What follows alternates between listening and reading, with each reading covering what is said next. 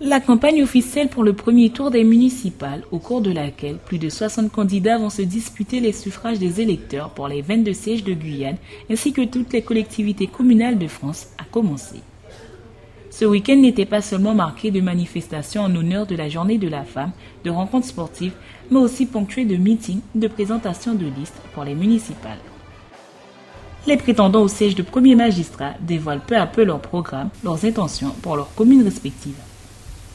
Les candidats au premier tour ont jusqu'au samedi 22 mars à minuit, à la veille du premier tour, pour convaincre les électeurs. Durant les prochains jours, le son des promesses résonnera partout en France et pour cela, les candidats ont plusieurs moyens de propagande à leur disposition. Ils peuvent tenir des réunions électorales sans autorisation préalable. Ils disposent aussi des panneaux d'affichage.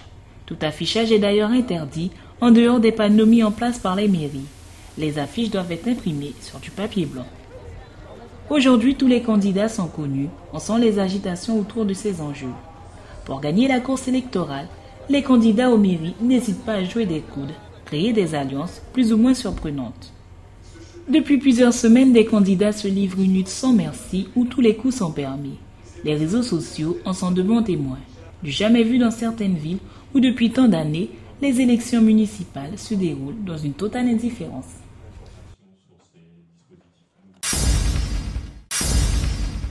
Nous faisons alliance avec toi, mais nous la faisons sans Rodolphe Alexandre. Ma tête a été mise sur le bio, de façon à ce que l'échange qui soit fait pour les municipales se fasse sans Rodolphe Alexandre. Ce n'est pas une question d'égo, c'est une question d'éthique sur le rapport politique. Nous sommes au Fort Pérou, lieu symbolique de rassemblement de la liste Agir Ensemble pour changer Cayenne en 2008. C'est dans cet endroit historique que Rodolphe Alexandre a choisi de s'expliquer suite à sa rupture avec Marie-Laure Phinera-Horth.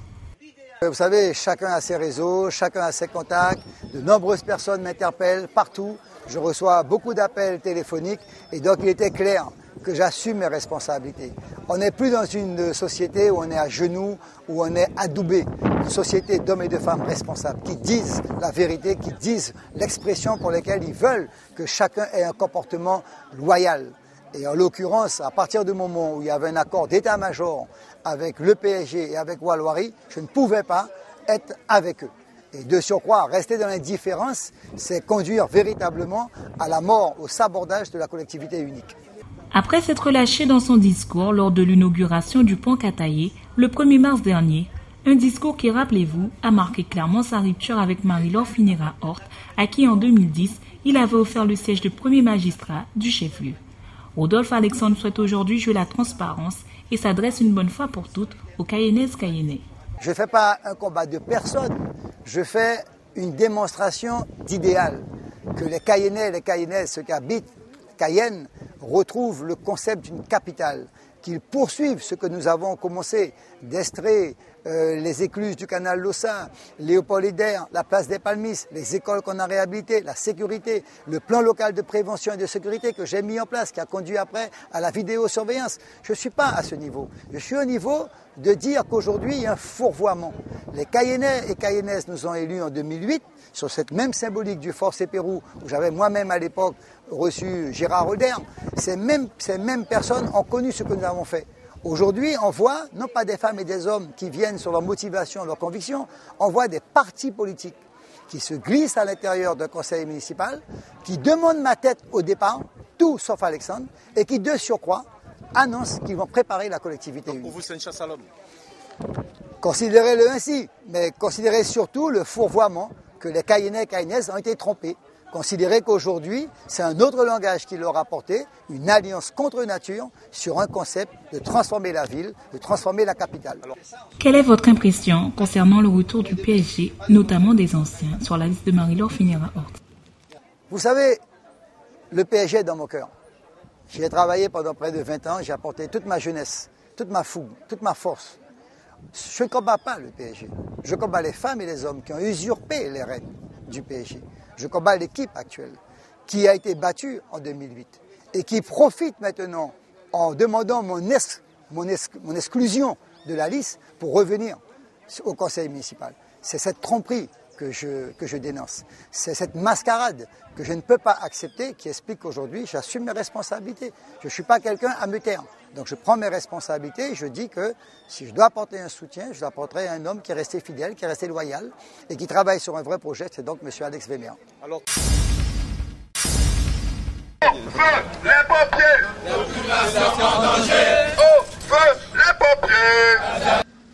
Les sapeurs-pompiers alertent une nouvelle fois sur leurs conditions de travail.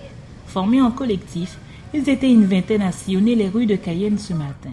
Pour dénoncer l'insalubrité, la vétusté de leurs locaux, un manque d'effectifs chronique du centre de secours principal de Cayenne. On a manifesté pour problème, nous gagnons depuis première revendication 2011 pour ça problème a déjà nous avons revendiqué, mais en plus travail nous avons travaillé en non locaux et en danger, nous avons manqué matériel, nous avons manqué de quoi satisfaire nous plaisir travail. Là nous avons un travail, nous avons senti nous comme presque en danger. Donc là, nous avons des risques psychosociaux. Et là, il faut nous montrer, nous présidents, nous élus, qui nous besoin de satisfaction. Nous pouvons ranger le problème. Nous ne pouvons pas mettre le problème en l'air d'eau, mais nous pouvons ranger le problème. Et mais à chaque fois, il n'y a pas qu'à venir en réunion du conseil d'administration. Chaque coup, il n'y a pas qu'un élu, nous tout seuls. Comme on t'a dit, on a d'autres zones. Il y a des côtés, pour une seule monde, pour une seule bagage, qui a revendiqué, excusez-moi, pour une seule monde qui a revendiqué, nous attendrons des 3, 4, 5 jours là, il peut pas souverain, il fait de quoi satisfaire nous. Hier matin, le centre de secours principal de Cayenne ne comptait que 2 personnes de garde, alors que légalement, une quinzaine de personnes devaient être présentes. Même moi, nous, c'est nous en danger, nous en danger. Nous avons un problème pour intervenir des circonstances qui sont dangereuses. Nous ne pas signaler ça à la population. Mais en homme matériel là même, il a manqué des points importants qui, si la population a besoin de nous, ne peut pas. Nous qu'à venir, mais qu'il y a des risques. Et là, il faut nous quand même régler sa situation. Donc, nous les marquer le coup, c'est important.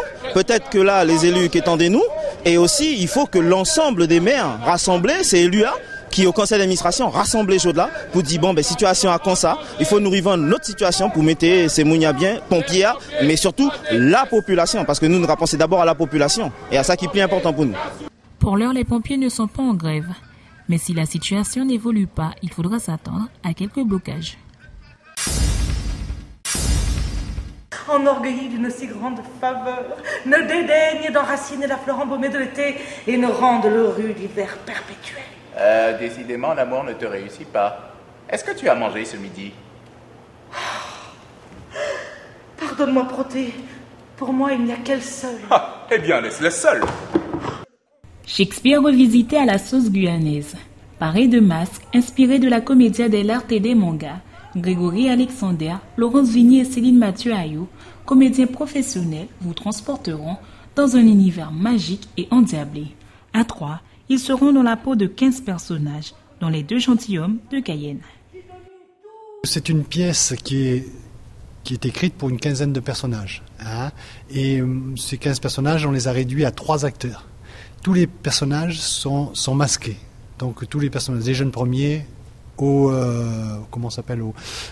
barbon, aux valets, les valets de comédie, comme il y en a toujours. Et donc, parmi certains valets, effectivement, certains valets parlent créole, ce qui leur donne une saveur particulière, une saveur qu'on n'aurait pas si on n'avait pas ce créole. Alors on s'est dit, on va mélanger la tradition masquée de la commedia dell'arte avec une tradition qu'on invente, qui est à partir du manga, l'expressionnisme manga. C'est-à-dire que les personnages ont des... quand ils ont quelque chose à exprimer, mais ils l'expriment vraiment fortement et non pas en douceur. Ce qui donne un côté burlesque à la pièce. Les 2 gentilshommes de Cayenne. Cette adaptation très spéciale de la pièce bien connue de William Shakespeare est revisitée par Jacques Sabatier, metteur en scène de Mayuri Théâtre. Les 2 gentilshommes de Vérone sont devenus les 2 gentilshommes de Cayenne. Ça parle un peu de la découverte des sentiments et du rapport de l'inconstance dans les sentiments. Ça parle un peu de ça. Ce qui est intéressant dedans, à vrai dire, c'est pas la pièce en elle-même, c'est la contextualisation intéressante un petit peu, mais c'est surtout ce qu'on en fait, c'est-à-dire le style de jeu, les codes qu'on emprunte, les codes de jeu du manga en l'occurrence. On est parti de la commedia dell'arte pour pour travailler un code de jeu qui se rapproche vraiment des mangas, comme on peut voir. Le metteur en scène a parlé de Nicky Larson, mais on peut de manière plus large, quoi. Hein. Tous les mangas qu'on voit à la télé, on les a beaucoup regardés pour pouvoir s'inspirer des ruptures, parce que les mangas ont un code très axé sur la rupture. Il y a quelque chose de sérieux, d'un seul coup, ça part dans un délire trop total, burlesque. Et c'est ce qui est intéressant. Après, la pièce, elle parle quoi de jeunes gens qui sont en rivalité pour une personne qu'ils aiment, voilà. Dont un qui fait tout pour mettre des entraves à celui qui est censé être son ami. Voilà. C'est avec des costumes et des masques inspirés de se porter dans les mangas que les comédiens vont vous transporter dans un univers hilarant, tout en frôlant l'exagération et la naïveté. Et c'est vrai que ce qui est drôle, je trouve, c'est toutes ces langues différentes, ce contexte, mais c'est vrai, ce que disait Grégory, c'est cette forme en fait qui a été choisie, qui est le manga. On aurait pu choisir le clown, on aurait pu choisir la commedia dell'arte pure, mais c'est le manga, c'est ça que je trouve très original. Je n'avais jamais vu de spectacle qui était traité comme ça. C'est une vision moderne et fantaisiste de la commedia dell'arte que vous pourrez observer dès ce soir à l'Ancre. Nous sommes fiancés. L'heure de notre mariage et tout le plan de notre évasion, tout est prêt. Je dois escalader sa fenêtre par une échelle de corde. Attention, tout ceci est secret. Chut.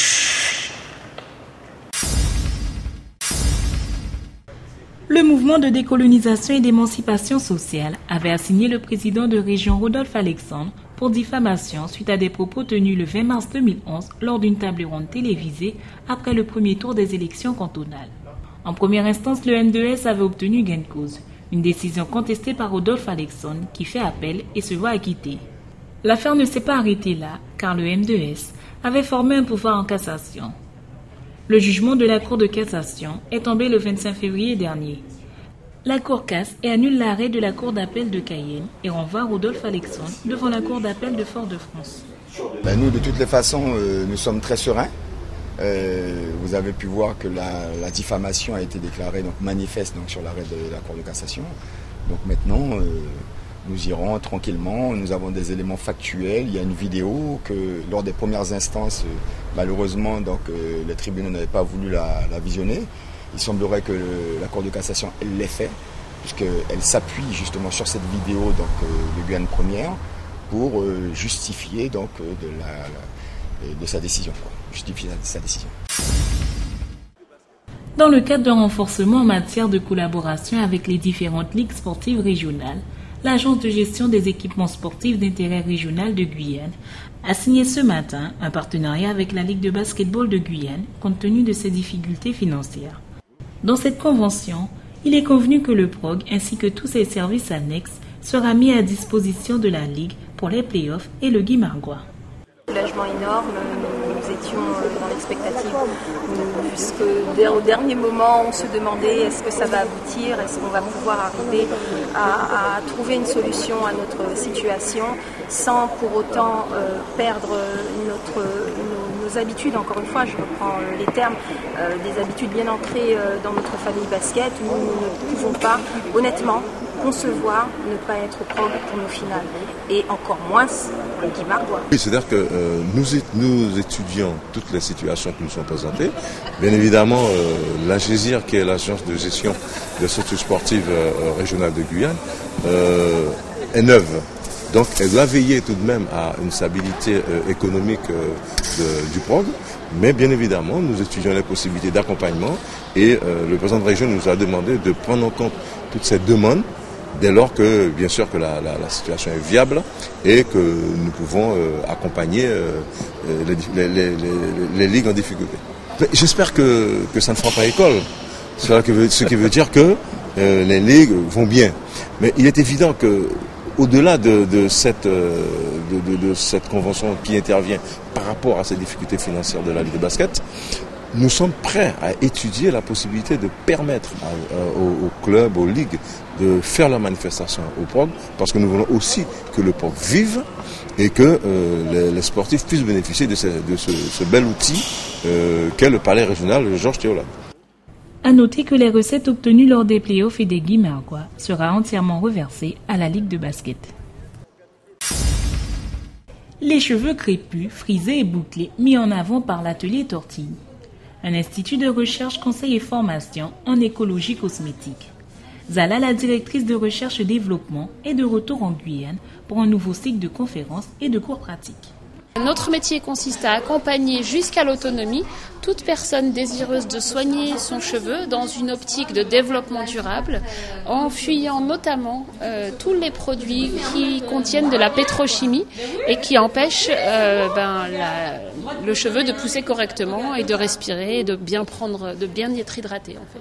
L'idée, c'est d'apporter du savoir-faire, de détecter des nouveaux talents, de permettre aux gens d'apprendre, mais aussi aux coiffeuses de pouvoir bénéficier de cette formation. Pour les coiffeuses, la formation est gratuite, on les référence ensuite, on leur envoie les clients qui ont besoin d'être pris en charge. Et il y en a beaucoup puisque parfois il y a des petites difficultés que seul un coiffeur pourra être capable d'appréhender correctement. Donc ici sur la Guyane, nous avons 2 coiffeuses, sur Cayenne plus précisément, 2 coiffeuses partenaires qui sont référencées. Vous avez leurs coordonnées sur le site www.atelier-tortille.com, rubrique partenaire. En Guyane jusqu'au 17 mars, Zala organise des portes ouvertes avec des séances de découverte. L'Institut a également mis au point une gamme de soins capillaires à base de matières premières biologiques. D'ailleurs, l'huile de carapa de Guyane y figure. Démêlage, pellicule, sécheresse, fourche, les ateliers Tortille proposent la solution et certains semblent déjà conquis. Le cheveu, j'arrive à plus le coiffer en moins de temps. Il est moins sec, les boucles sont revenues et il est plus beau, tout simplement. J'ai une amie qui a une trentaine d'années et qui a utilisé les produits d'Atelier Tortille et qui a fait tout le nécessaire et ses cheveux sont magnifiques.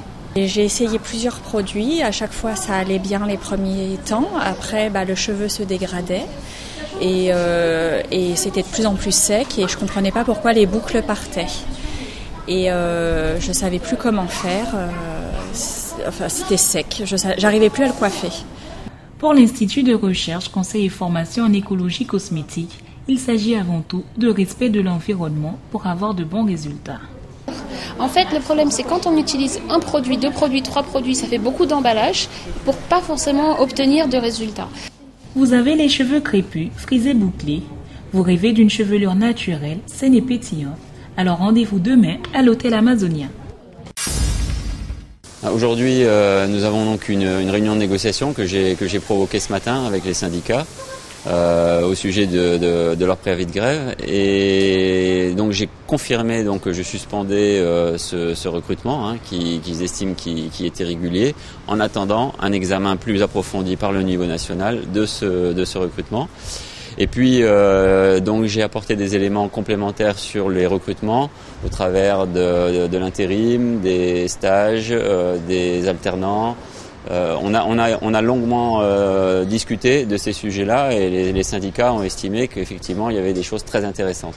Alors sur cette négociation, ils ont un point de blocage, c'est qu'ils se basent sur un organigramme qui date d'il y a très longtemps, qui ne représente plus du tout les besoins de notre entreprise, qui est complètement décalé par rapport à ce que maintenant on a besoin de mettre en place en Guyane, notamment pour satisfaire les clients, pour les aider à faire des économies d'énergie dans tout un tas de domaines.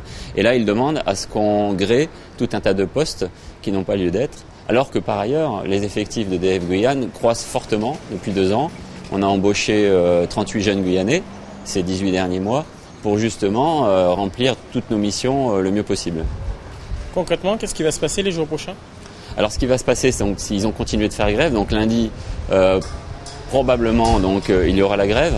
Moi, ce que je vais essayer de faire, c'est de faire en sorte qu'ils n'impactent le moins possible par leurs actions les clients, les citoyens, les commerçants, pour éviter au maximum qu'il y ait des coupures par des faits de grève qui sont anormaux s'ils ont lieu. Donc je vais faire mon maximum pour éviter qu'on impacte nos clients et les citoyens guyanais.